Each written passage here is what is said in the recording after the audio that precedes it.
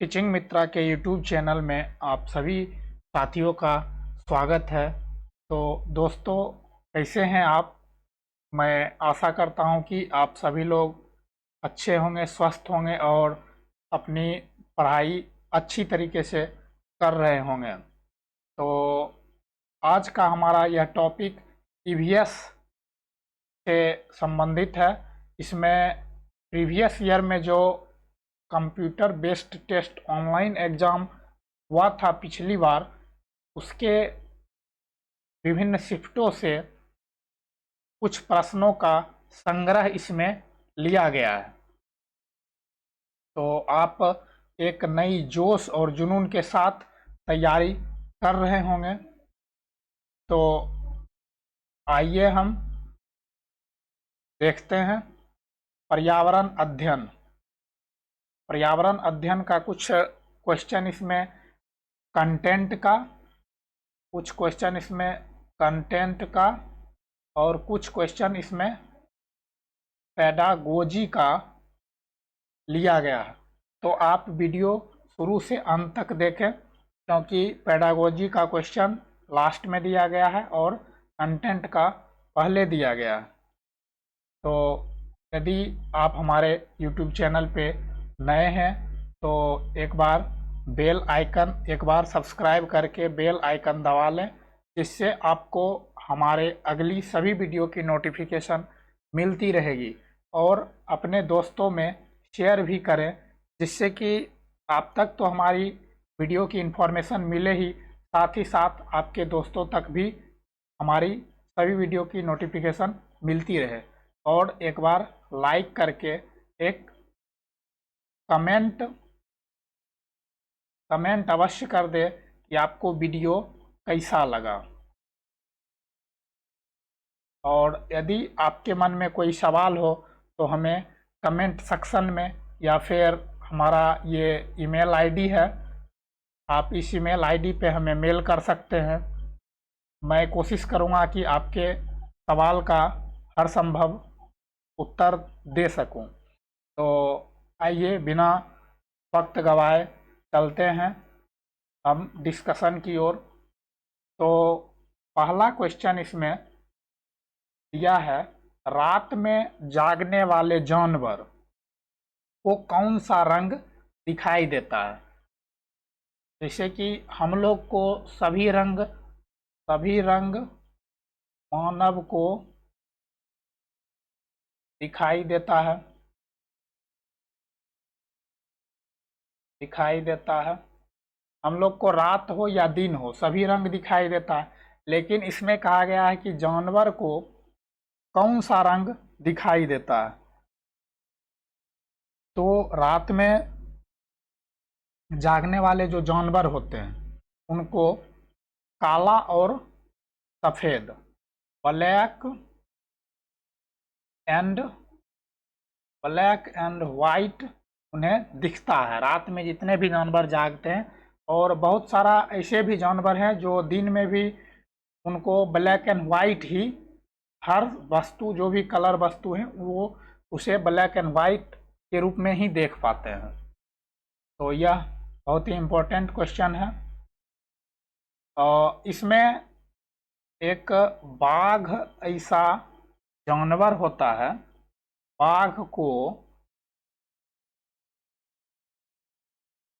बाघ को अंधेरे में अर्थात रात में मनुष्य से 6 गुना ज्यादा तेज दिखाई देता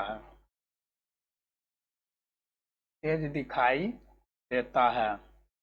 और यह बाघ इतना सेंसिटिव होता है कि वह हवा के कारण जो पत्तियों में, घास में हलचल होती है और शिकार के चलने के बाद जो हलचल होती है उसमें वो अंतर कर पाता है। तो चलिए दूसरे क्वेश्चन की ओर।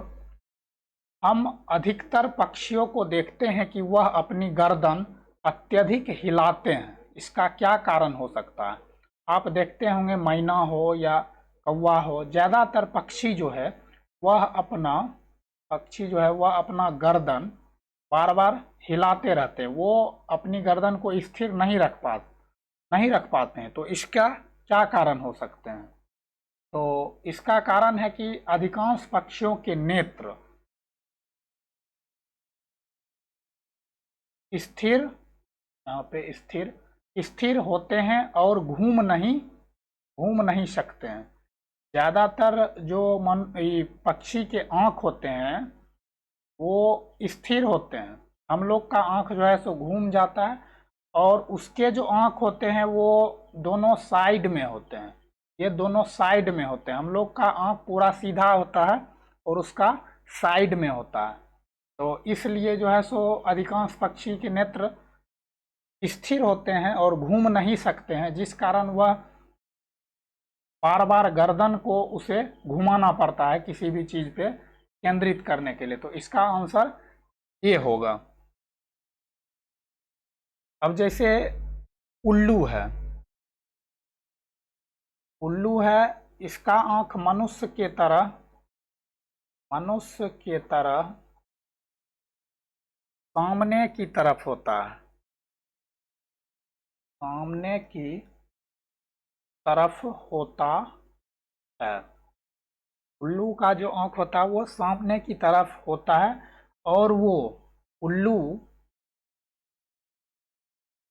सबसे ज्यादा, अर्थात काफी ज्यादा अपनी गर्दन को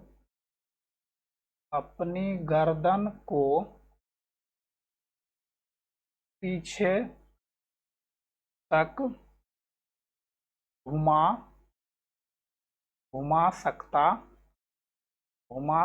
है। तो ये सारी क्वेश्चन का की पॉइंट है। डिस्कस करने से आपको यही फायदा मिलता है कि आप एक क्वेश्चन का डिस्कस करते हैं और उसमें 4 ऑप्शन होते हैं, तो उसमें अधिक से अधिक ऑप्शन के बारे में आप जान पाते हैं। इससे आपको एग्जाम देने में बहुत वहाँ पे सुविधा होती है। अब निम्नलिखित में से कौन सी विशेषता बरगद के पेड़ की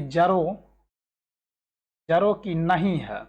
यहाँ पे छात्र क्या करते हैं कि जल्दबाजी में वो समय वहाँ पे प्रेशर में आ जाते हैं एग्जाम के समय, और वो जड़ों की यहाँ पे नहीं है, इस पे वो ध्यान नहीं दे पाते हैं। ये थोड़ा ध्यान रखने वाला बात है। तो इसमें कहा गया है कि कौन सी विशेषता बरगद के पेड़ की जड़ों की नहीं है? तो इसमें जड़ें शाखा से नीचे लटकती है, तो यह तो विशेषता है।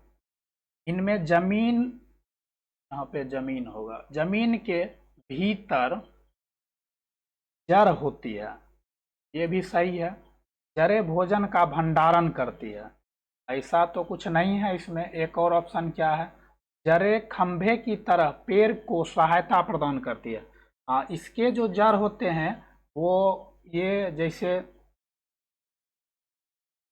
ये बरगद के पेड़ हैं, ये जैसे पेड़ हैं बरगद के, तो आप देखते होंगे कि इससे जो है सो पूरा ये लटक जाते हैं, इससे पूरा ये विशाल पेड़ रहते हैं, इससे लटक के यहाँ पे जमीन में ये धंस जाते हैं। तो ये एक तरह से इसको खंभे की भांति आप ये कह सकते हैं कि खंभे की तरह सहायता या सहारा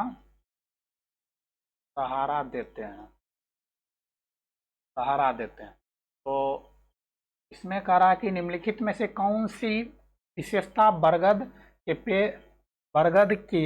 पेड़ की जड़ों की नहीं है? तो इसका आंसर ये हो जाएगा आपका, जड़ें भोजन का भंडारण करती है, ये इसका विशेषता नहीं है, बाकी 3 इसका विशेषता है। तो आपका आंसर हो जाएगा ऑप्शन सी। अब है कि बगुला भैंस पर बैठता है क्योंकि, बगुला भैंस पर क्यों बैठता है? तो बगुला भैंस पर बैठने का कारण यह है कि दोनों में सहजीविता का संबंध है।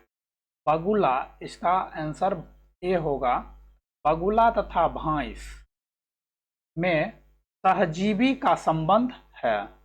सहजीवी का संबंध, सहजीवी क्या होता है कि सहजीवी से तात्पर्य होता है कि जब दो जीवधारी जो दो जीवधारी साथ रहते हैं और दोनों एक दूसरे को लाभ पहुंचाते हैं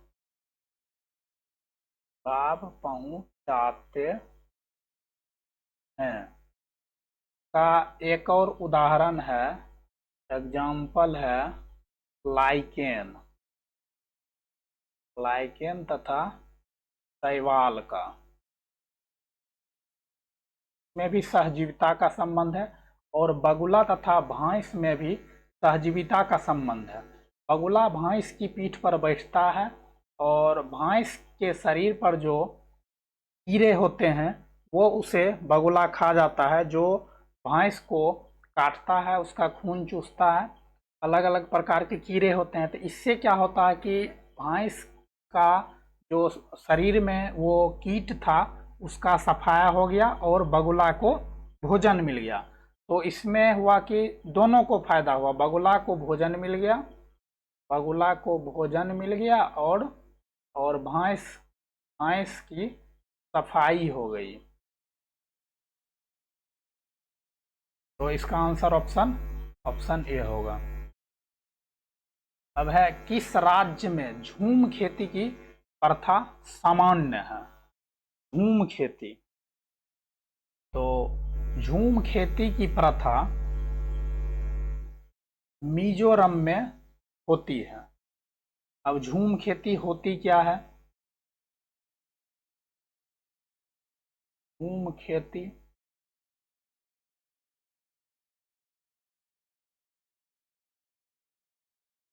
खेती से तात्पर्य है इसे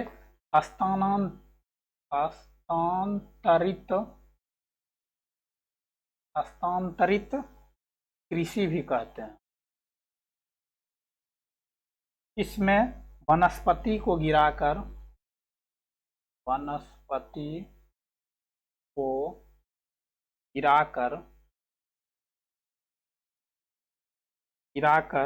उनको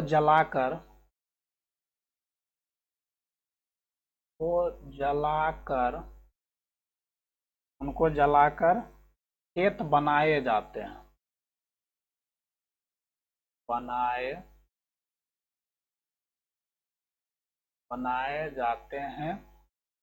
में हल चलाने की आवश्यकता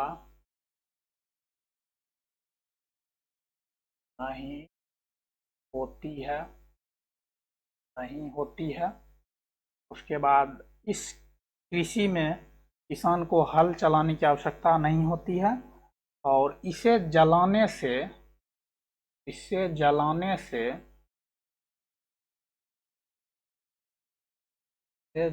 से मिट्टी में उर्वरता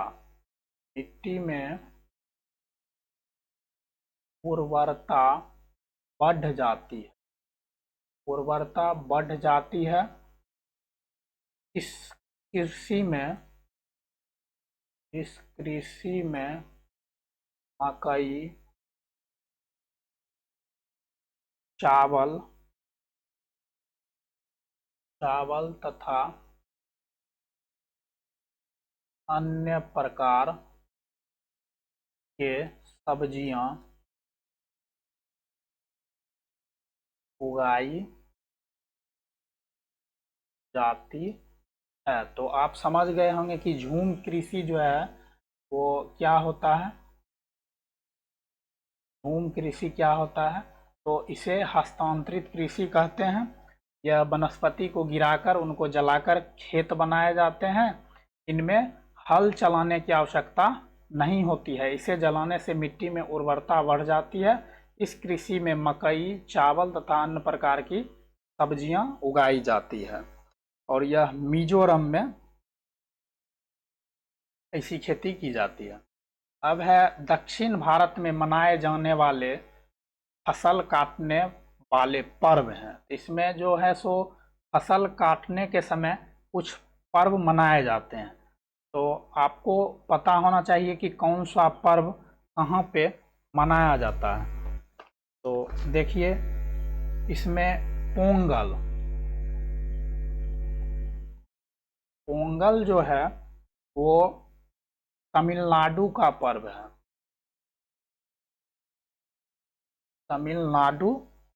तमिलनाडु का पर्व है। उसके बाद उगाड़ी उगाड़ी उगाड़ी आंध्र प्रदेश का पर्व है। आंध्र प्रदेश का पर्व है। उसके बाद बिहू बिहू ये असम का पर्व है। ये असम का पर्व है। अब असम जो है, इसमें कह रहा है कि दक्षिण भारत में मनाए जाने वाले फसल, तो असम तो है नॉर्थ ईस्ट में, नॉर्थ ईस्ट में है असम। और आपको पता होगा कि असम में बिहू मनाया जाता है। हम लोग इसे ऐसे याद रखे हुए हैं, असम की बहू, इससे याद रखे हुए हैं बिहू को, असम की बहू के नाम से याद रखे हुए हैं। तो अब आप ये देख लिए कि असम जो है सो वो नॉर्थ ईस्ट में पड़ता है, तो इसलिए असम बिहू तो होगा नहीं। तो जिस जिस ऑप्शन में बिहू होगा, इस वो ऑप्शन तो पहले आप छांट दिए, बिहू है इसमें नहीं होगा, यह इसमें भी बिहू है ये भी नहीं होगा, और इसमें भी बिहू है। ये तीन ऑप्शन आप छांट दिए, तो चौथा आपका ये एकदम 100% होगा आंसर। आगे आपको कुछ देखना ही नहीं है। अब बर्ली जनजाति, बर्ली आर्ट कला के लिए सुप्रसिद्ध है। बर्ली जनजाति जो है वो बर्ली कला के लिए सुप्रसिद्ध है, जो कि बनती है, अर्थात बर्ली कला जो बनाया जाता है जनजाति के द्वारा, वो किससे बनाया जाता है? तो बर्ली कला महाराष्ट्र में प्रसिद्ध है, महाराष्ट्र में प्रसिद्ध है। और ये गाय के गोबर तथा मिट्टी से बनाया जाता है। अब है भारत के किन किन राज्यों से कर्क रेखा गुजरती है? तो कर्क रेखा किन किन राज्यों से गुजरती है? तो इसका एक ट्रिक है, मित्र पर गमछा झार। ट्रिक है मित्र पर गमछा झार। तो मित्र मिजोरम, त्रा से हो गया त्रिपुरा, प से हो गया पश्चिम बंगाल, के बाद र से हो गया राजस्थान, व से हो गया गुजरात, म से हो गया मध्य प्रदेश, प से हो गया छत्तीसगढ़ और झारखंड। मित्र पर गमछा झार, ये इसका ट्रिक है। तो आप इस ट्रिक से देख सकते हैं। तो इसमें मिजोरम, त्रिपुरा, पश्चिम बंगाल, राजस्थान, गुजरात, मध्य प्रदेश, छत्तीसगढ़, झारखंड। तो उत्तर प्रदेश नहीं है, तो ये ऑप्शन छांट दिए आप। फिर छत्तीसगढ़ है, छत्तीसगढ़ होगा, गुजरात है, गुजरात होगा, झारखंड होगा। तो आपका ये ऑप्शन सही हो गया। आगे आपको देखने की ज़रूरत ही नहीं है, क्योंकि यहाँ भी उत्तर प्रदेश है, ये भी नहीं होगा, और यहाँ पे उड़ीसा है, तो उड़ीसा भी इसमें आपके ये लिस्ट में नहीं है, तो इसलिए उड़ीसा भी नहीं होगा। अब है अजय भोपाल में है और उसे गंगटोक और पुद्दुचेरी के सम्मेलन में उपस्थित होना है। अजय भोपाल में है और उसे गंगटोक और पुद्दुचेरी के सम्मेलन में उपस्थित होना है। जहां पर अजय है वहां से गंगटोक और पुद्दुचेरी की क्या स्थिति होगी, अर्थात जहां पे भोपाल से गंगटोक का क्या डायरेक्शन होगा और पुद्दुचेरी का क्या डायरेक्शन होगा, ये आपसे पूछा है। तो सबसे पहले आपको पता होना चाहिए कि ये जो है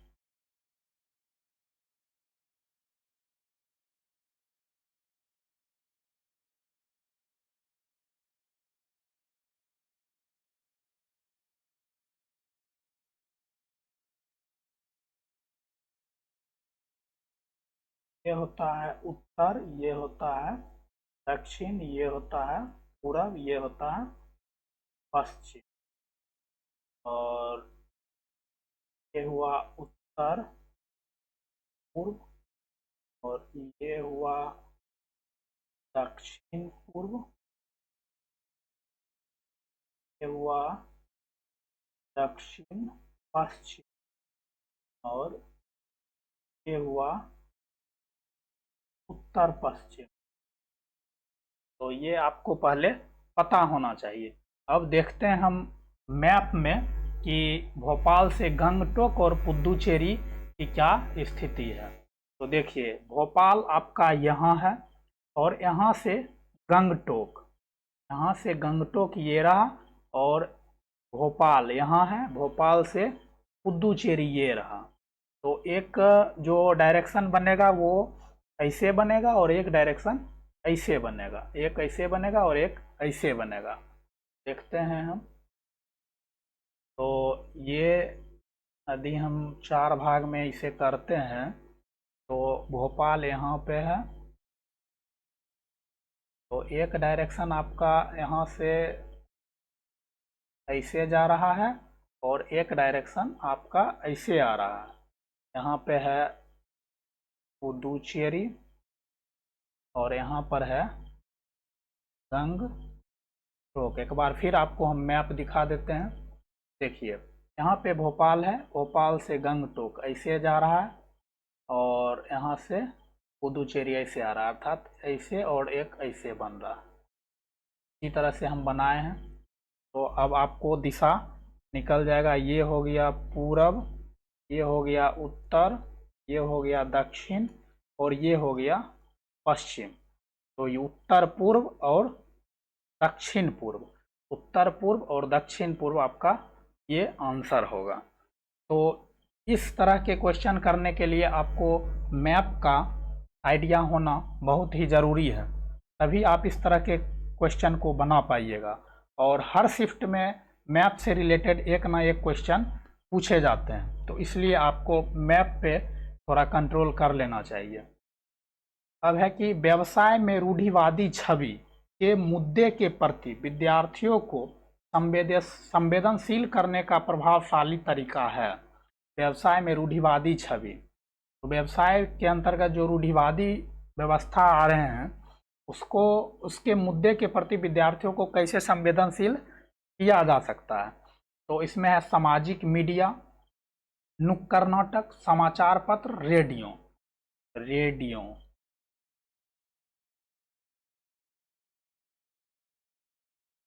तो इसमें जो है सो बच्चा क्योंकि छोटा है तो वो जितना चीज़ देख के सीखेगा, उससे जितना प्रभावित होगा उतना वो सुन के नहीं सीख पाएगा। तो इसलिए इसका आंसर होगा नुक्कड़ नाटक।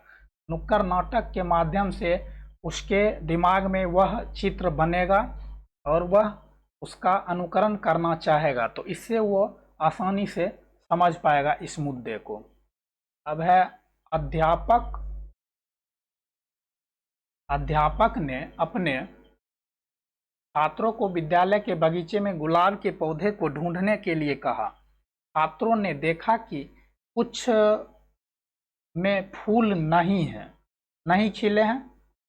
उससे उन्हें निर्देश दिया गया कि वे पौधों को प्रतिदिन देखेंगे कि कितने दिन में उनमें बहार आती है। यहाँ पर अध्यापक निम्न में से क्या विकास करना चाहता है? तो इसमें है 4 ऑप्शन दिया है। प्रयोग में आंकड़ों को दर्ज करने का कौशल, छात्रों में जिज्ञासा का विकास करना, प्राकृतिक सौंदर्य के अजूबे देखना, फूलों को पुष्पित होने की क्रिया का आनंद लेना।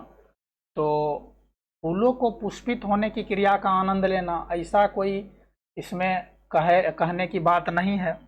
ऐसा इसमें जो है अध्यापक वो नहीं करना चाहते हैं। उसके बाद प्राकृतिक सौंदर्य के अजूबे को देखना, यह भी कहीं से सटीक नहीं है। हाँ, यह सटीक है, छात्रों में जिज्ञासा का विकास करना, क्योंकि छात्रों को एक यह रहेगा मन में कि एक जिज्ञासा रहेगा कि हम देखेंगे कितने दिन बाद उसमें बहार अर्थात फूल आता है। और आंकड़ा को दर्ज करने का कौशल, अर्थात वो डेली बाय डेली दिन और तारीख वो जोड़ेगा, इससे वो आंकड़ा जुटा पाएगा कि कितना दिन का समय लगा। तो इसमें ए और बी अर्थात ऑप्शन 2 सही होगा। अब है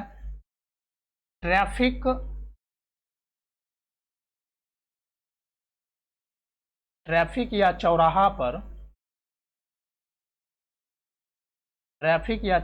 पर कुछ व्यक्ति अपने वाहन का इंजन बंद नहीं करते हैं। एक ईवीएस शिक्षिका ने इस विषय पर कक्षा में चर्चा की। वह छात्रों को क्या संप्रेषित करना चाहती है? तो इसमें 4 ऑप्शन है। वायु और ध्वनि प्रदूषण, तो इससे तो वायु और ध्वनि प्रदूषण हो ही रहा है।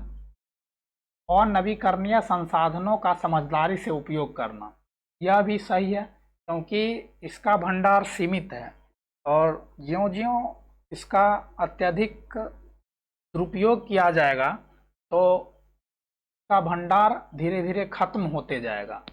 तो यह भी समझदारी से उपयोग करने की बात सही है। प्राकृतिक संसाधनों का दुरुपयोग, हाँ यहाँ पे प्राकृतिक संसाधनों का दुरुपयोग हो रहा है, यह भी सही है। सरकार इसे रोकने के लिए कदम नहीं उठा रही है। हाँ, इस पे सरकार की कोई नज़र नहीं है कि आप इंजन बंद रखें या इंजन चालू रखें। तो इसमें जो है सो शिक्षिका इन चारों बातों की ओर बच्चों को ध्यान आकृष्ट कराना चाहती है। तो इसका आंसर होगा ए, बी, सी और डी।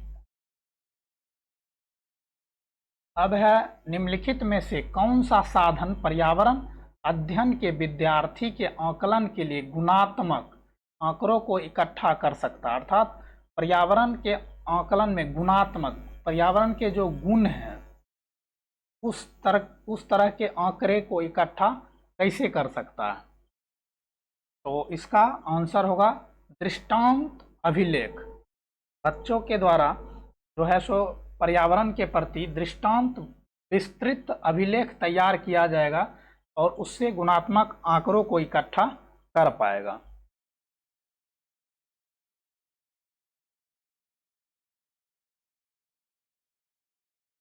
अब है निम्नलिखित में से कौन सा सबसे छोटा प्रवासी पक्षी है जो उत्तरी ध्रुव, जहाँ की काफ़ी ठंडा प्रदेश है, उत्तरी ध्रुव क्षेत्र से भारत आते हैं? तो इसका सही आंसर है छोटी जल रंक, स्टिंट जिसको बोलते हैं। अब है प्रिया ने इटली से भारत की यात्रा की योजना बनाई। उसके मित्रों ने उसे वहाँ से इटालियन चीज अर्थात पनीर लाने को कहा। वह कौन सी विधि से पनीर को सुरक्षित रखने और भारत में लाने के लिए उत्तम होगा? तो इसके लिए उसे निर्वात पैकिंग करानी होगी, जिसमें कि कोई नो गैस हो। पूरा निर्वात पैकिंग करानी होगी जिससे वह सुरक्षित बच पाएगा, नहीं तो वह खराब हो जाएगा। तो आज का क्वेश्चन इतना ही था। आप मुझे उम्मीद है कि आप इस सारे क्वेश्चन के डिस्कशन से बहुत कुछ सीख पाएंगे। और यह वीडियो आपको कैसा लगा, एक बार हमारे वीडियो पे कमेंट ज़रूर करें और हमारे चैनल को लाइक और शेयर करें। और यदि आप हमारे चैनल पे नए हैं तो एक बार सब्सक्राइब करके बेल आइकन ज़रूर दबा लें, जिससे आपको हमारी सभी वीडियो की नोटिफिकेशन मिलती रहे। और हाँ, मैं बार बार बोलता हूँ कि आपको कंटेंट को पढ़िए और प्रीवियस ईयर क्वेश्चन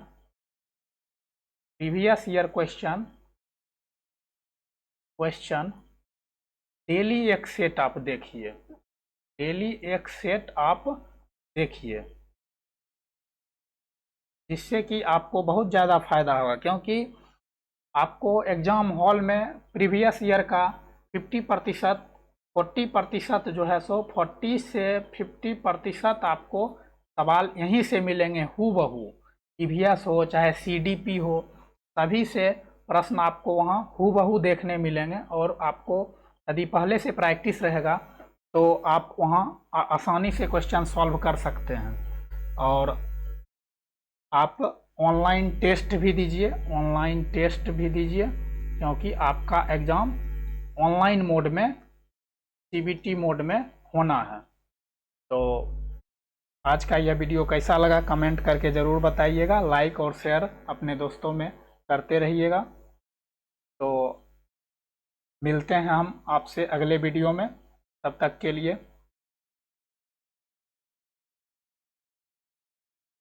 के लिए नमस्कार। अपना ख्याल रखिए और पूरे लगन और जोश के साथ पढ़ाई कीजिए। Bye bye, take care.